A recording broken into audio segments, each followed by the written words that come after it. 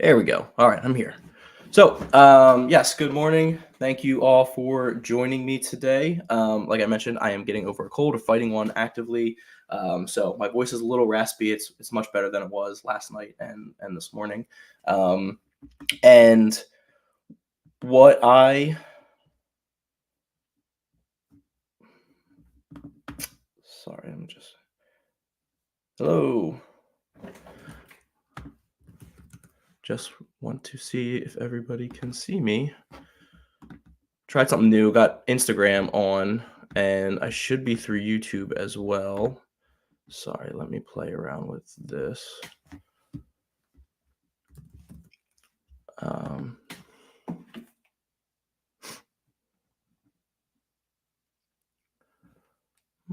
mhm. So my voice is a little. All right, cool. I checked. We can see everything. Sorry about that.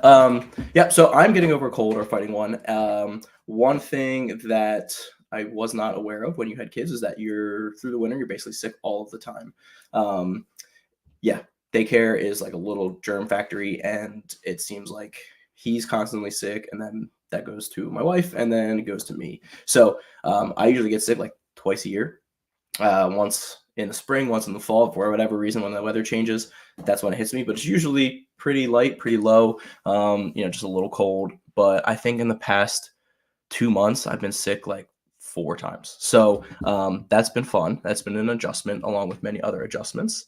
But that's besides the point. I want to thank everybody for coming. This is the second episode of Wealthy Wellbeing. And this podcast, I will be giving tips, tricks, information on how to make habit based changes to your lifestyle in order to produce a happier, healthier lifestyle. And I want to do that without introducing significant restrictions. And the main thing with that is the yo-yo dieting. So avoiding going really, really strict for a short period of time and then going back to where you were. And usually that ends up being in a worse position than when you started. And so what I want to do is give information on how we can help with that and do little things, small steps to get us there. So my name is Zach Bush, and I will be your guide through this journey. And I appreciate everybody hopping on and joining me. And also, I have gotten Spotify all sorted out. So if you are not watching this live, you can listen to it on Spotify. I have the recording on YouTube. So if you do want to see my face for whatever reason, you can hop on there and take a look at it. So multiple different platforms. Just want to make it as accessible as possible for everyone. And today we will be talking about your support system, building your support system, and the importance and the role that the support system will be in this journey to better health and fitness, and the importance and accountability from the people around you and how you can build and maintain that support system. Because, just like anything else, we want to build that foundation. Last week we talked about clarity. This week we're going to talk about people to help you get there and to share that clarity, that vision that you have for yourself with, so that they can help you along the way. Because just like any journey, it's going to become with different challenges, different struggles, and you're going to want somebody to reach out to. And how can we create that environment around us with that support system that is conducive to those goals that we have? And this can really be applied to any type of situation. Health and fitness is one that we're talking about today, obviously, but it also can be real estate wise. I have an accountability group that I meet with, and we talk about what we're working on, what we did last week, what we're working on this week, partially as an accountability. Say, hey, here's what I'm going to do. Well, did you do it? Yes or no? Why not? And maybe they're going to give you a little bit of crap for not doing it if you didn't do it. So you can do it for real estate. You can do it for health and fitness. If you're starting a business, you can use that support system to hopefully that will help you work through all of the challenges that you have. So those are the high level things that we're going to talk about. So let's start with the importance of the support system and why do you need one? Why is this something that you should be focused on? Yes, thanks, Jeff. The support system and accountability to keep you going is huge. Jeff is a great person. He is in my accountability group, super motivational dude. And I'll mention him later because I do have a little snippet of one of the support people that you can have as part of your team. So the importance of a support system. So the tips and information that I'm giving are meant to be a lifelong part of your life. And it's not supposed to be a, get rich or get thin quick scheme. So building those people around you that you can lean on throughout the entire time will not only make you better, but it might make them better, right? The support system that you have and that we'll talk about, one of those people may not be somebody that's actively trying to do what you're doing. They're just somebody that might be able to help you or that you can reach out to. And a lot of times that I've found when I start doing something, that kind of permeates to the people around me. So because this is a lifelong journey, you'll want those people, and those people will come in and out, and different people will come in and out. But it's super important to have those people to reach out to, because the struggles are going to come and go. It might be a lot in the beginning, and then you might not have a struggle for a couple of years, right? And having that person at the beginning and down the road will be super, super helpful when things get tough, inevitably, which unfortunately they do. But that's something, as long as you're prepared for it, have the clarity and the support system, that you'll be able to work through and come out better on the other side and still achieve your goal. So I might have mentioned this last week, but I saw a thing, I think it was Layla Hormozi, and she was saying that a study was done where they had a high performer at this company, and they had, a guy that was in the middle of the pack. He wasn't overperforming, he wasn't underperforming, he was just coming in, doing a job, doing decent work, and then going home. And what the study did was it took that guy or girl, and they moved them next to the high performer. And what happened was the progress and the work level increased by I forget what it was, 30 something percent. So, and that wasn't even doing anything other than just moving his seat, moving where he sat. And then they did the opposite, where they put him near a underperformer, and they saw dramatic decrease in the output of their work by like 50 some percent. So that just shows that the people you're surrounded by will invariably and unintentionally sometimes either bring you up or pull you down. And again, it might not be actively, but it's just even surrounding yourself with those people will have an effect one way or the other. So that's just super, super important on why you need to surround yourself with the right people. The age-old quote is, I don't even know who said it, but it was, you're the average of the 5 people you spend the most time with. And so when you're thinking through things, last week we talked about considering where you currently are and, what you have going on, but thinking about who are those 5 people and how do they affect me? And again, it's positive, negative, whatever. It is what it is. And, some people you can choose, some people you can't, and you just have to work around that. We'll talk about what that exercise will look like a little bit later. I always like to leave with some action items. So we will talk about a couple of things that we can do after this is done at the end, and hopefully kind of get you working on thinking about your support system, who it might be. And then the main thing with the support system is to be able to have somebody to talk to. You're going through this journey, and life, it should be fun, right? We should be able to have fun with the things that we're doing. If we're not having fun while we're doing it, while it might be hard, while it might be challenging, we still need to make it fun. I saw a thing on one of the Facebook groups that I'm in, and it was literally that. It was like, if you're not having fun doing it, what's the point? So, and a lot of that might be a mindset thing where you need to, try to bring the fun out of it. And it's not always easy to do that. There's times where you're just like so down, so frustrated that it's hard to have fun, but just to try to find some fun aspect into it. And that's what that support system can be, whether it's, accountability or just somebody you're keeping in touch with or somebody you're going through the journey together with. Make it fun for each other.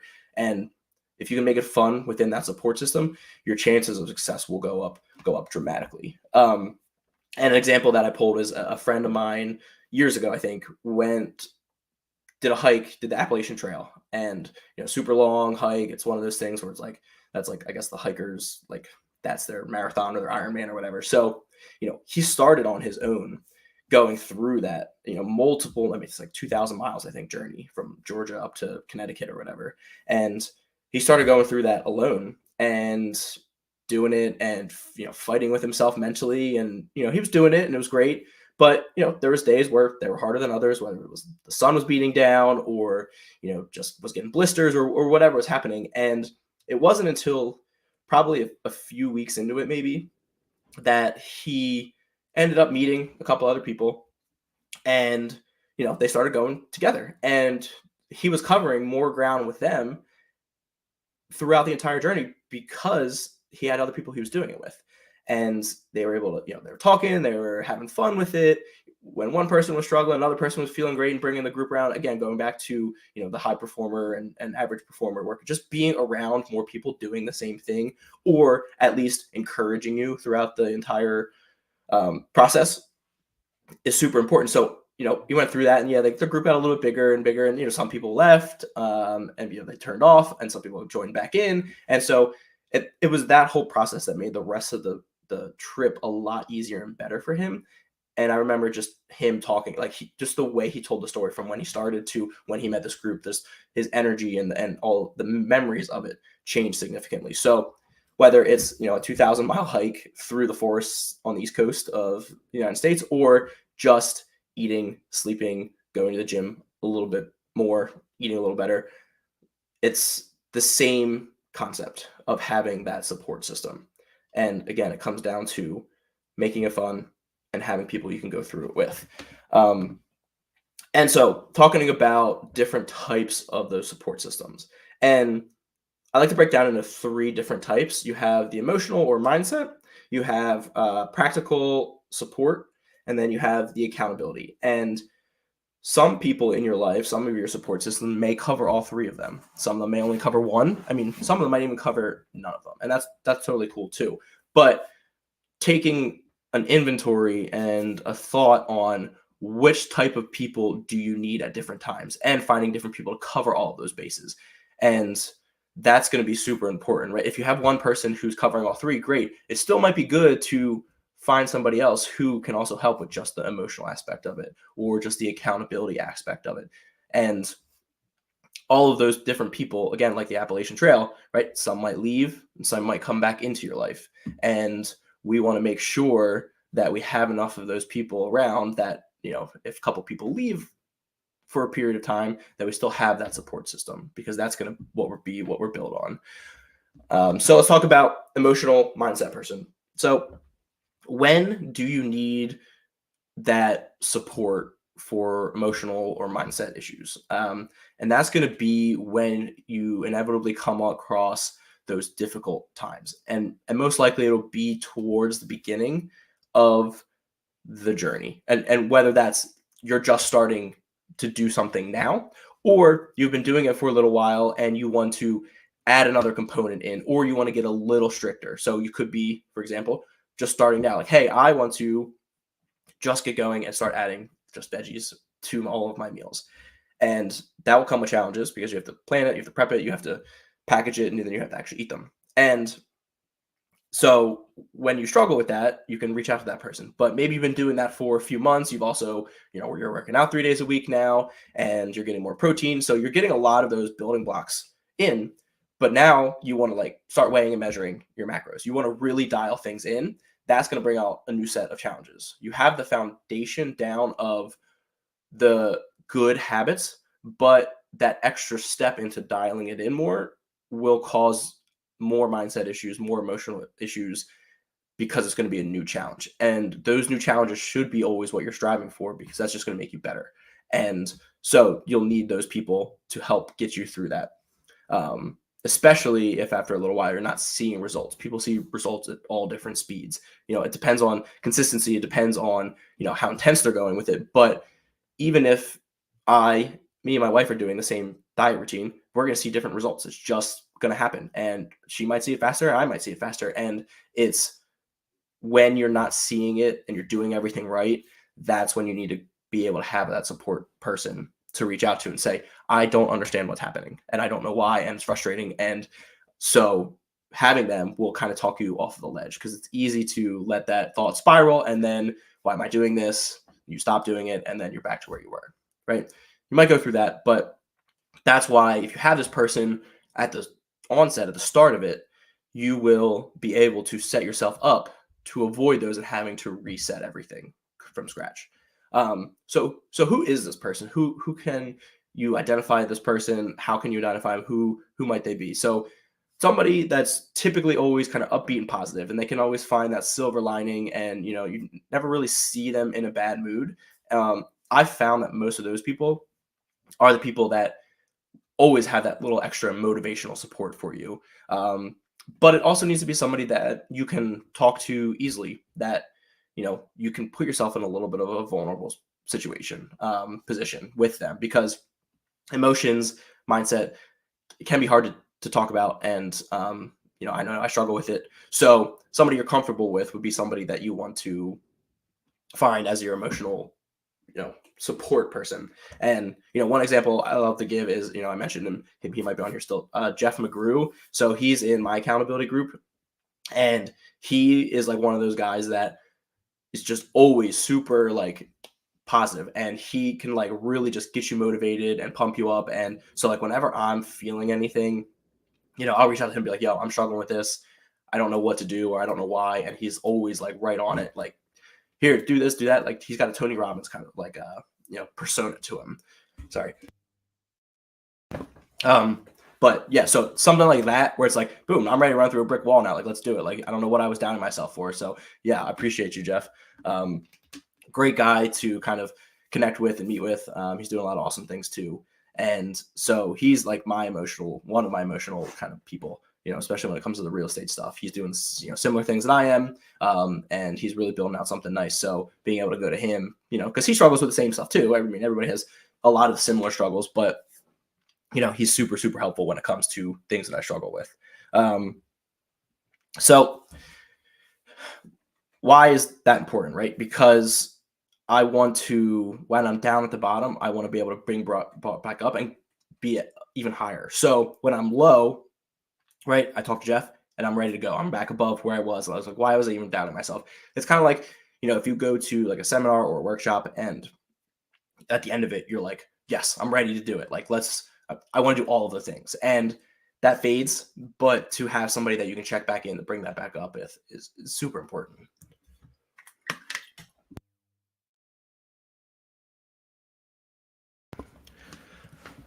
Sorry. All right. So talk about emotional support. We've got practical people now.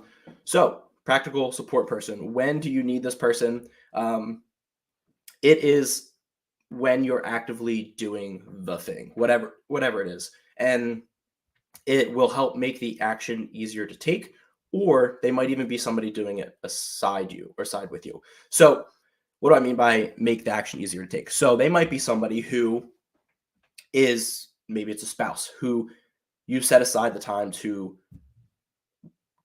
go to the gym or meal prep, and they're taking the kids, or they're cleaning the house so you don't have to do it, so you can set aside time, right? They're making it less of a barrier, less friction to get the thing done that you need to get done to build that habit and move you forward. So practical in the sense that they're literally helping you, maybe not with the thing that you're doing, but they're giving you time and space to be able to do it.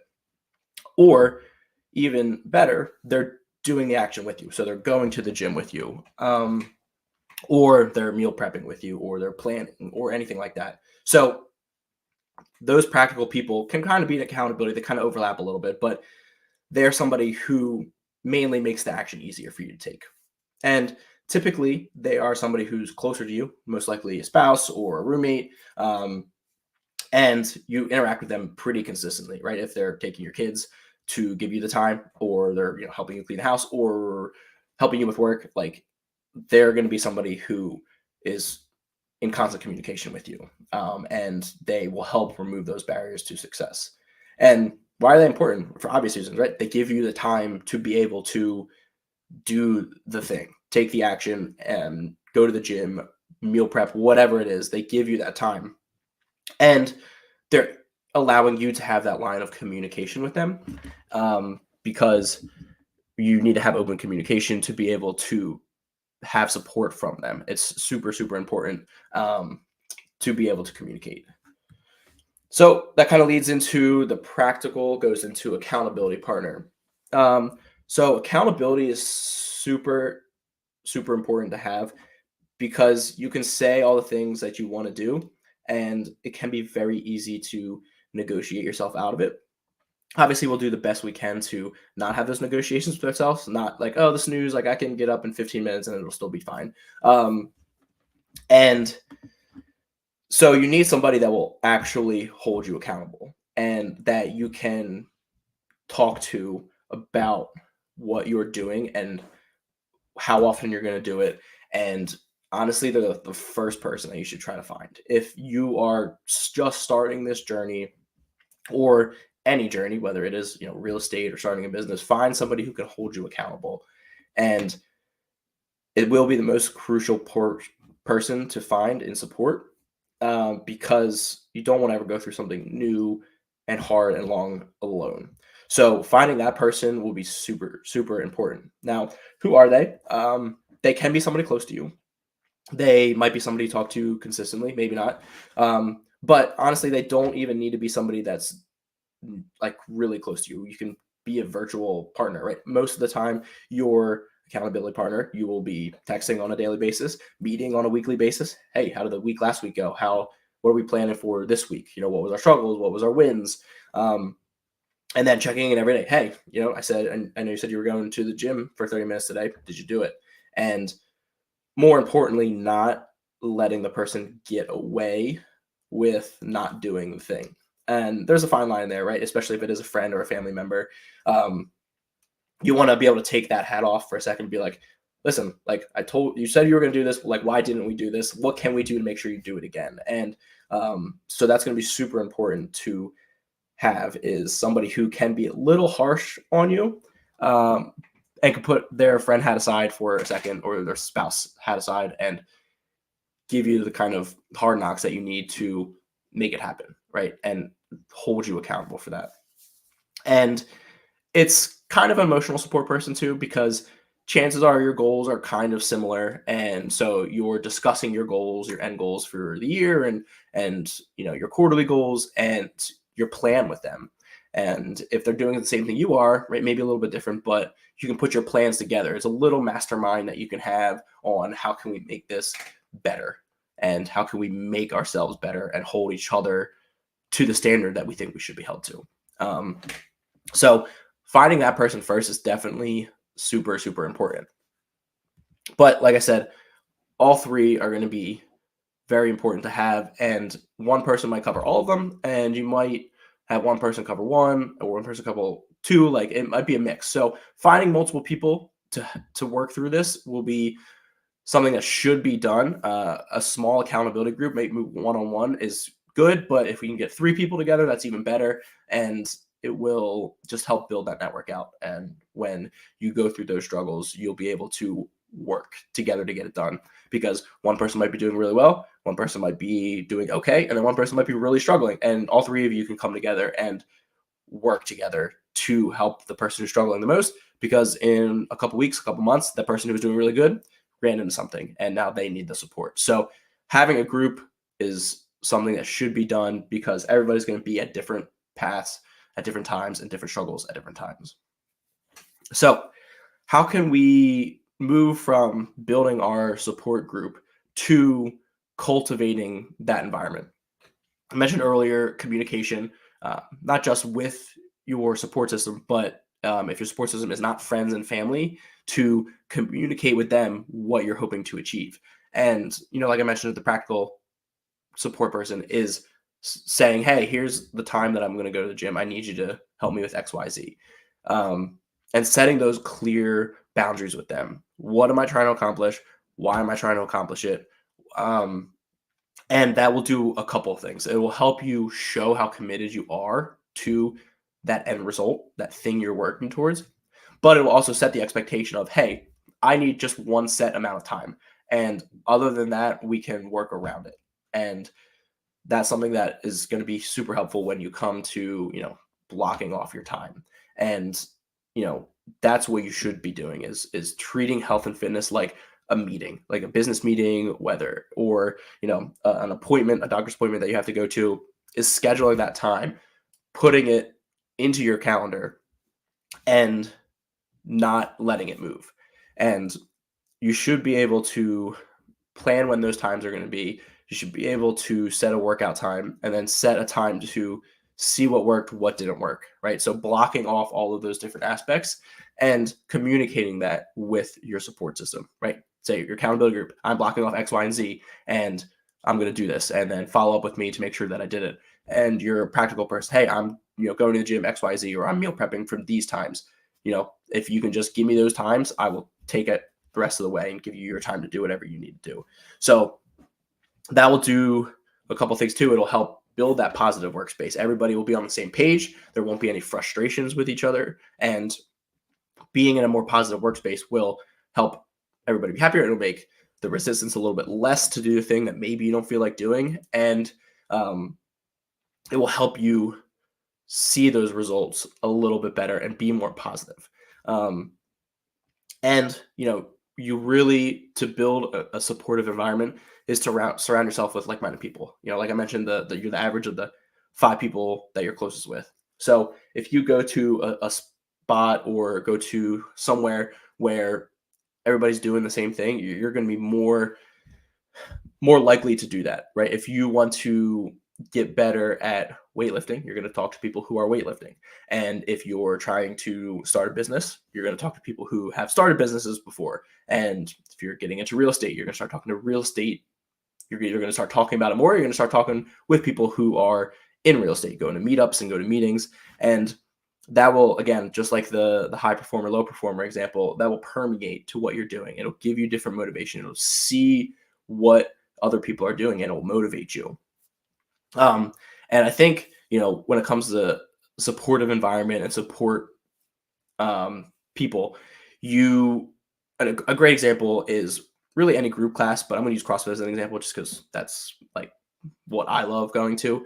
And I think the reason that CrossFit is so successful is that it does develop that community. It develops that support system within itself. Like, yeah, it's nice that you don't have to think about what workout you're going to do. Like, it's all programmed. But most of the time that I end up going, it's because I know it's really like to see my friends and hang out with them. And it makes it a lot easier when you have people around you who are doing the same thing as you or doing what you want to be doing. So CrossFit is a great example. There's Orange Theories, F45s. There's even just like running groups, and even the hiking example. Going with a group going to be way more fun. And the more fun you have, the less restraint you're going to have. Kind of the less resistance you're going to have to go out and do it. And even coming down to real estate sub 2 group, that's a community, and that's why people love it so much. Is because there is support. Hey, I'm struggling with this. Oh, cool. Let's hop on a call and how can I help? I have this new thing going on with one of my properties. How can I help you with that? And so that support and that community aspect of it just helps bring everybody up, right? So that's why cultivating the support is super, super important. Now, as you're building that support system, as you're working through this, like I said, some people will come, some people will go, and it just depends on timing and what's going on in their life, what's going on in your life, and how things are progressing. But there are some obstacles that you will run into when it comes to your support system, mainly the communication aspect of it. You might have somebody who is maybe like something happened and they're not responding, or you're not scheduling your meetings out ahead of time and other stuff fills it in. Going back to the blocking time, making sure that you schedule that time with those people. And if the accountability person or the person you were reaching out to before is not communicating as well as you would like to, then it's time to try to find somebody else, find that different support system. That's why it's nice to have a handful of different people to be able to talk to. And then, like I mentioned before, the accountability partner, right? Letting them get away with stuff that they shouldn't be. Again, there's a balance there. Some stuff pops up and there's nothing you can do about it. But, being a little harder on them to set the standard and not let them go below that standard. And, they can convince themselves to get out of that standard, but you want to hold it there. And if that means you're not the right fit for each other, that's okay. But finding somebody who's going to hold the standard that you want to set is going to be super important, and that's going to be one of the main obstacles that you come across too with the accountability partners. Is stuff starts changing and focuses start changing, and it's just a part of the process and any process in general. Kind of a shorter one today, just a half hour. As you can tell, my voice is kind of struggling, but I always want to leave with some action items at the end of the call. So action item number 1, let's start identifying your support system. Like I said, you're the average of the 5 people closest to you. So let's get a list of the 5 people that are closest to you. Now, it doesn't need to be physically close. It can be somebody you talk to consistently or that you have the best connection with, but just 5 people that you are the closest with. Now, it doesn't mean that these need to be your support people, but that they're just where you can start with potentially, and just identifying them. And if none of those people are the right support people, maybe we expand that circle a little bit more, or we're going to have to do a little bit more work in finding those support people. Obviously you can always reach out to me if you have any questions or anything. A coach is a great accountability person to have as well. So once you have those 5 people or more, if you have a lot of people closer, but let's start with 5. Once you have those, think about those people individually. So a list of questions to kind of consider for each person. What kind of mindset do they have? Do they have a positive mindset, or are they really negative about everything? How do they make you feel when you're down and you kind of bring up how you're feeling, or when they're down, how do they feel? And do you guys have similar core values? Are you guys in alignment of what you're working towards, or what are priorities in your life, or what mean a lot to you? And consider, would they hold you accountable? Would they be somebody that kind of is harder on you? And you need one of those people, but you also need somebody who can kind of give you a little bit of grace too, for the emotional support. And so would they hold you accountable? And would they be somebody that would be interested in going on this journey with you? And that's the best support person to have, is somebody who you can go, especially if you're starting at the same point, but go in the same direction. Maybe you're doing slightly different things, but if they can work through similar times and similar things with you, it will be a lot easier, because chances are you will run into similar issues, mindset wise, emotionally wise, time wise, but it might happen at different times. I might start struggling with something sooner, and then my partner, a couple weeks later, will start running into that thing, and they can come to me and I can say, this is how I got through it. Maybe that's helpful to you, maybe it's not, but at least I've gone through similar experiences. So having somebody going on the journey with you at the same time is definitely the most helpful. So action item number 1, pick 5 people closest to you, and then ask yourself those questions. What kind of person are they? Do they have values, mindset, and all that? And then once you have those people, talk to them and see if they want to be your support person, and we can start utilizing them. Set in a daily time to check in with each other. Set a weekly time for a phone call to discuss how the week went last week, how your wins were, and also what you want to accomplish this week, and be specific with what you want to accomplish. When are you going to do the meal prep? When are you going to go to the gym? How often? Be very specific, so there's clear wins and losses to have, because you're going to have both, and your partner will be able to help guide you through all of those.